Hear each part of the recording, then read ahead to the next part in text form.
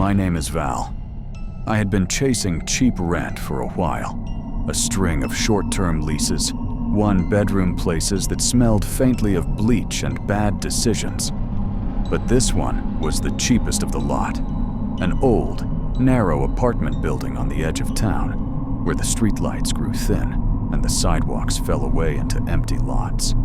The place had peeling wallpaper, a radiator that clanged like an old man clearing his throat, and a landlord who wore his thrift store suit like a shield. He smiled as I signed the lease, and, with the solemnity of someone sharing a private joke, said, "If you hear voices, don't answer."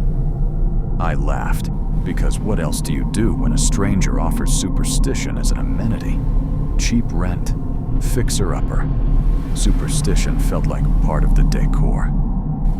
The first night, everything sounded like cardboard and old pipes.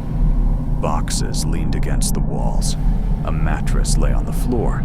Spiderwebs lived in the corners. I fell asleep with the television muted, small light from the street painting moving shadows across the ceiling.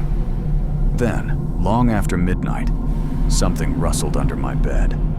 It started as a small, shifting sound, the kind you tell yourself is the building settling, or a stray animal, or the wind finding an answer in old wood.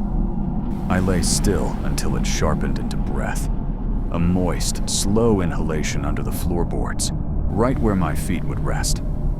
I pressed my ear to the rough floor and listened like a supplicant.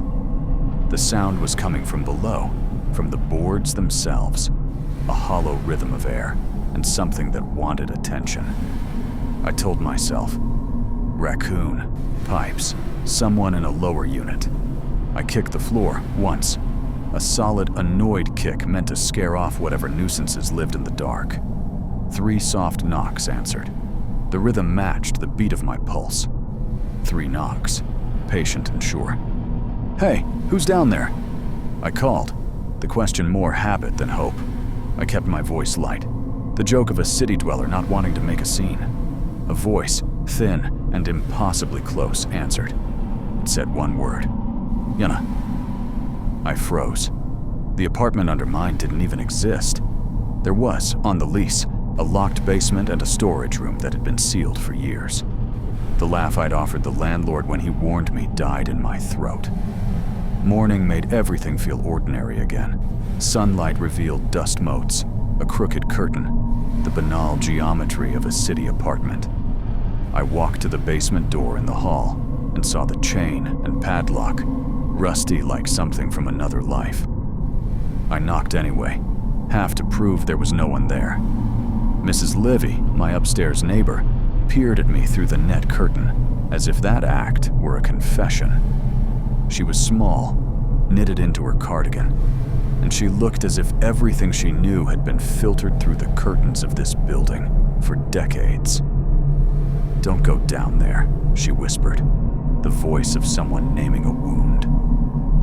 "They don't like it when people go down." "Who's they?" I asked, feeling ridiculous for asking. She shut the curtain like I'd said the name of a dangerous animal. That night, the voices came back, and they were no longer shy. Not a single voice now, but several, overlapping, whispering in the pattern of prayer or counting. Small, urgent noises that folded into each other. Sometimes, a syllable would separate from the rest and hover in the dark. My name. "Val, come down. We've been waiting." I lay there and tried to treat it like a nuisance to be endured. I tried to sleep. When I reached for the lamp, the bulb popped with a thin snap, and the room went thin with darkness so quickly, it felt like the light had been withdrawn on purpose. From the gap under the floorboards came a cold breath, an exhalation that fanned against my ankles, as if someone were watching me from beneath. I set my phone down on the floor, switched the flashlight on, and inched the lens toward the crack between the boards. The beam trembled on the screen as I pushed it forward, and then the beam caught reflected surfaces, dozens of them. Eyes, tiny pinpricks of light, too many and too still to be animals. They were looking up, waiting. A woman's face leaned forward in the dark, pale in the reflected light, and she mouthed one word, as if memorizing it for me alone. "Yana is here." Help us, everything stopped then. The voices, the breathing, the asking. Silence folded over the room with its own weight. That silence, sudden and absolute, felt worse than the clamor had been. I took the clip to the landlord the next day. He looked older than his driver's license, as if the building had drawn lines on him and assigned him a permanent tiredness. When I played the part of the video where the woman mouthed "Yana," his hands shook as he took the phone. His gaze fell away for a half-beat, and then he said, "You need to leave. Pack up now. She picked you." "She who?" My question felt stupid, but I asked it anyway because fear makes you a child. "The girl from the basement." "Yana." He spoke in fragments, like a man trying to drag a memory to the shore. He told me, in old newsprint phrases and half-myths, about a couple who had once lived under the roof, a woman named Yana and a man. Yana had died there in circumstances people did not agree on. The man had disappeared. The unit had been empty for years except for noises. People moved in and left. Some fled in the night. Some left nothing but the memory of a whisper. That night, I decided to leave. It felt like the right thing to do. Pack the bag, put closure on the lease, go before curiosity or guilt turned me into a story people would tell. I shoved shirts into a backpack, slung it over my shoulder, threw in a toothbrush, and walked toward the door like a man in a bad movie trying to exit before the final act. But when I reached the corridor, the locks had been cut. The basement door stood open, a yawning pupil. Cool, stale air spilled up like a promise and smelled of old paper and dust and something sweet underneath. The smell of preserved things, like a box of lost photographs. From the darkness below came the voice that had been pulling at the edge of my nights, and it had a new tone, softer, coaxing. "Don't be afraid.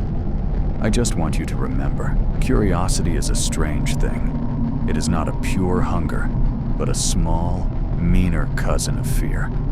It will make you kneel at the brink.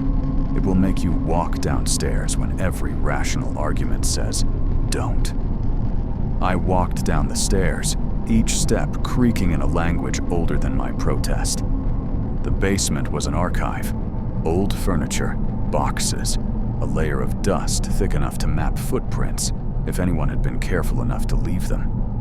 Against one wall, a dense collage of photographs blurred into a single mural.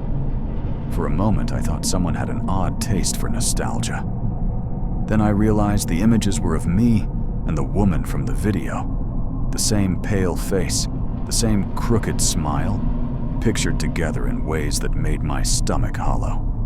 We were in Summer Parks, a bench under a lamppost, by a doorway I knew because I'd walked past it every day. In one picture, I held her hand. In another, we were laughing with the kind of ease lovers keep in their pockets for winters. Someone had scratched words on the wall with black marker. "If you forget, you will come back." I stood in the basement with those pictures pressing me like verdicts. I did not remember any of them. I could not name an hour, a laugh, or a single thing I was doing in those photos. The faces were intimate, as if they belonged to a life I had misplaced. A light flickered, bright and stale, as if the bulbs themselves were exhausted from truth. And when it steadied, she was standing in front of me. She looked like the woman from the pictures, and not like her at the same time. The features were right, but everything seemed to vibrate along the edges, like a film of water over glass. Her mouth moved slower than speech, as if her words were being preserved in honey. Her eyes were patient to the level of cruelty. "You promised you wouldn't leave me," she said.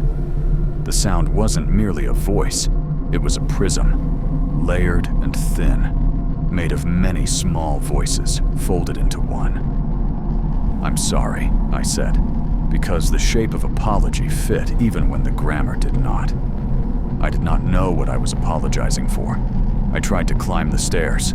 The stairwell answered with a slam. The corridor door shut like a trap being set, and the basement door clicked as if it had its own small, private set of hands.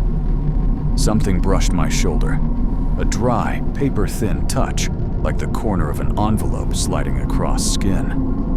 A whisper came at the shell of my ear, warm and patient and final. "Now you're under the house." I don't know how long after that the world outside rearranged itself. Morning arrived with the precision of public procedure.